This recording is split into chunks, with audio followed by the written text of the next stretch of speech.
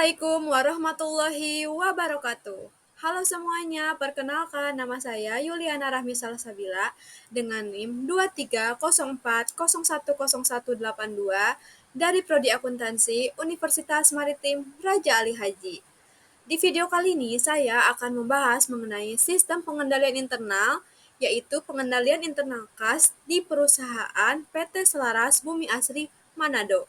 Nah, pokok pembahasan yang akan ada di video ini yang pertama adalah pengantar, yang kedua ada analisis, yang ketiga masalah dan solusi, dan yang terakhir adalah kesimpulan. Nah, sekarang kita akan memasuki materi pengantar. Nah, sistem pengendalian internal ini adalah serangkaian kebijakan, prosedur, dan mekanisme yang dirancang untuk membantu organisasi mencapai tujuan operasionalnya, pelaporannya, dan kepatuhan. Nah, sistem pengendalian internal ini melibatkan seluruh elemen organisasi dari manajemen hingga karyawan untuk mencegah adanya kecurangan, memastikan keakuratan laporan keuangan, serta melindungi aset perusahaan. Menurut COSO atau Commit of Sponsoring Organization, komponen utama sistem pengendalian internal ini ada 5. Yang pertama adalah lingkungan pengendalian, yaitu mencakup budaya organisasi, nilai-nilai, dan struktur manajemen. Yang kedua ada penilaian risiko, yaitu mengidentifikasi risiko yang dapat mengganggu pencapaian tujuan organisasi. Yang ketiga adalah kegiatan pengendalian. Nah, di kegiatan pengendalian ini berisi langkah-langkah operasional untuk memitigasi risiko seperti prosedur dan otorisasi. Yang keempat ada informasi dan komunikasi, yaitu sistem penyampaian informasi yang efektif untuk mendukung SPI. Dan yang terakhir adalah pengawasan dan pemantauan. Nah, berisi berevaluasi berkala untuk memastikan pengendalian internal ini berjalan secara efektif. Nah, untuk selanjutnya akan membahas analisis mengenai sistem pengendalian internal di PT Bumi Selaras Bumi Asri. Sekarang kita akan melakukan analisis pengendalian internal kas di PT Bumi Selaras Asri Manado. Yang pertama ada lingkungan pengendalian. Nah, di PT Bumi Selaras Asri Manado memiliki struktur organisasi yang jelas, pemisahan fungsi serta standar operasional perusahaan. Selain itu, perusahaan juga menetapkan kualifikasi tinggi untuk karyawan yang bertanggung jawab atas penerimaan dan pengeluaran kas. Yang kedua ada penilaian risiko. Dilakukan melalui identifikasi dan analisis atas potensi risiko di penerimaan dan pengeluaran kas. Contohnya kas besar disimpan di bank, sedangkan kas kecil disimpan di brankas untuk mengurangi risiko kecurangan.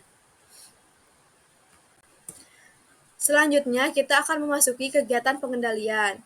Nah, pengendalian internal di PT Bumi Selaras Asri Manado ini ada 2, yaitu penerimaan kas dan pengeluaran kas.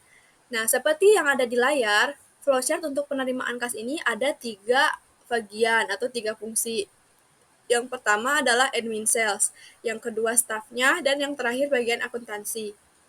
Nah, untuk flowchart di admin sales itu dimulai dari identifikasi data pelanggan, kemudian mengisi formulir surat pesanan dan perjanjian kontrak, yang kemudian ada 3 dokumen yaitu surat pesanan dan perjanjian kontrak.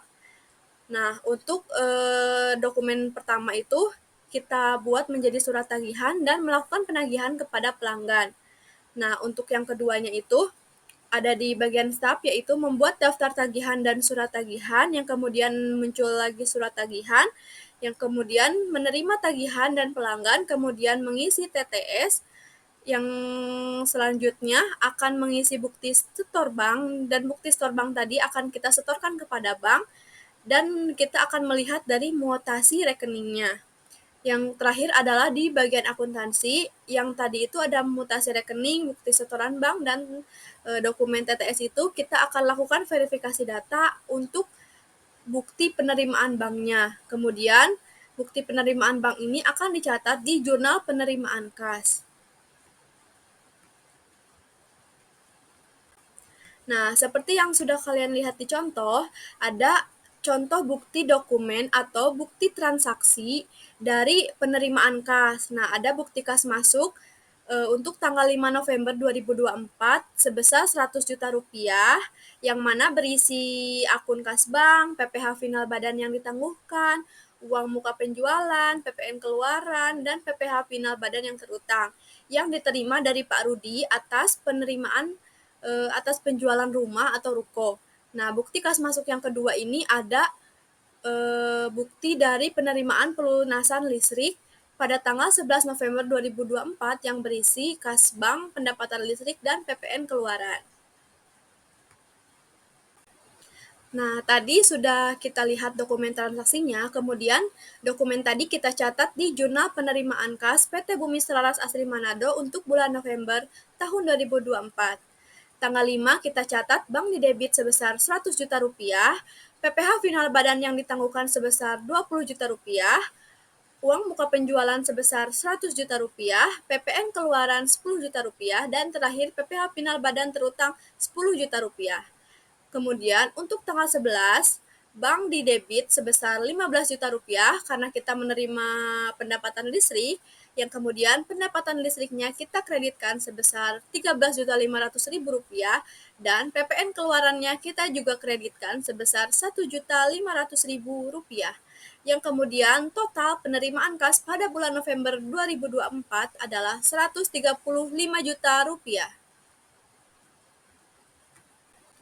Nah, tadi kita sudah membahas mengenai penerimaan kas. Sekarang kita akan membahas mengenai pengeluaran kas. Di pengeluaran kas ini ada tiga bagian atau tiga fungsi. Ada bagian jurnal, bagian utang, dan bagian kas. Nah, di bagian jurnal, yang pertama itu kita dari bagian pembelian itu kita menerima faktur dari pemasok, yang kemudian akan kita catat di jurnal pembelian, dan akan faktur dari pemasok tadi akan kita catat juga di jurnal pengeluaran kas yang akan kita bahas ini. Untuk di bagian utang, faktur dari pemasok tadi kita catat di kartu utang, dan untuk faktur dari pemasok yang kedua itu kita catat juga di kartu utang, yang kemudian di bagian kasnya kita catat agar mengisi cek dan meminta otorisasi cek, yang kemudian kita serahkan kepada kreditur bersama dengan dokumen pendukung lainnya. Sekarang kita akan melihat contoh transaksi untuk pengeluaran kas. Seperti dilihat, ada dokumen pengeluaran kas tanggal 3 November 2024 yang kita bayarkan kepada PT Bunga untuk pembelian bahan baku sebesar Rp30 juta yang berisi PPN masukan Rp3 juta, sehingga kas yang kita keluarkan adalah Rp33 juta. Nah, bukti kas keluar yang kedua ada pada tanggal 9 November 2024 yang kita bayar kepada PT Maju untuk utang atas pelunasan utang kita kepada PT Maju, sehingga utang kita dikurang di debit yaitu Rp25 juta, dan kas kita juga berkurang sebesar Rp25 juta. Nah, dokumen transaksi tadi kita akan catat juga di jurnal pengeluaran kas PT Bumi Selaras Asri Manado untuk bulan November tahun 2024. Yang tanggal 3 kita catat di pembeliannya di debit untuk Rp30 juta, kemudian PPN masukannya kita debit juga Rp3 juta, dan kas bank kita berkurang di kredit Rp33 juta. Yang tanggal 9 kita catat utang di debit Rp25 juta, dan kas bank kita juga berkurang sebesar Rp25 juta. Sehingga total pengeluaran kas untuk bulan November tahun 2024 sebesar Rp58 juta.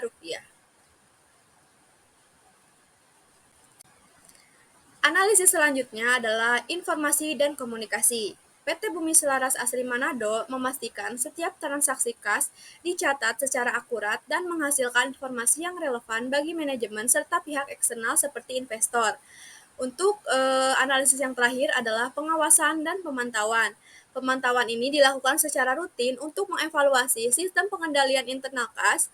Manajemen melakukan penyesuaian sesuai dengan perubahan internal dan eksternal perusahaan agar perusahaan bisa adaptasi terhadap perubahan-perubahan yang mungkin akan terjadi ke depannya. Pokok pembahasan yang ketiga adalah masalah dan solusi. Meskipun sistem pengendalian internal sudah berjalan dengan baik, namun ditemukan beberapa masalah. Yang pertama adalah tugas staf yang belum sepenuhnya terpisah, sehingga meningkatkan resiko salah saji dan fraud. Nah, resiko salah saji ini adalah kemungkinan adanya informasi atas laporan keuangan yang tidak akurat, baik karena kesalahan ataupun pengabaian, sehingga tidak mencerminkan kondisi keuangan yang sebenarnya. Sedangkan untuk fraud ini adalah tindakan yang disengaja untuk menipu, mencuri, dan memperoleh keuntungan secara tidak sah. Kemudian ada solusinya. Yang pertama itu kita memisahkan fungsi staf untuk meminimalkan resiko. Yang kedua adalah menambah fungsi pemeriksaan internal agar pengendalian lebih efektif. Dan yang terakhir melakukan evaluasi rutin untuk terus meningkatkan sistem pengendalian internal perusahaan sehingga dapat beradaptasi untuk perubahan-perubahan ke depannya. Nah, kita akan memasuki pokok pembahasan terakhir, yaitu kesimpulan. Dapat disimpulkan bahwa sistem pengendalian internal kas di PT Bumi Selaras Asri Manado sudah diterapkan dengan baik sesuai 5 komponen COSO. Dengan beberapa perbaikan atau solusi yang tadi juga sudah saya jelaskan seperti pemisahan fungsi dan penambahan pemeriksaan internal. Sehingga sistem pengendalian internal kas di PT Bumi Selaras Asri Manado ini dapat menjadi lebih optimal, transparan, dan laporan keuangannya menjadi lebih baik dan sempurna juga untuk kedepannya. Terima kasih atas perhatiannya. Saya mohon maaf bila terdapat kesalahan dalam menyampaikan materi di video ini. Terima kasih bagi yang sudah menonton. Wassalamualaikum warahmatullahi wabarakatuh.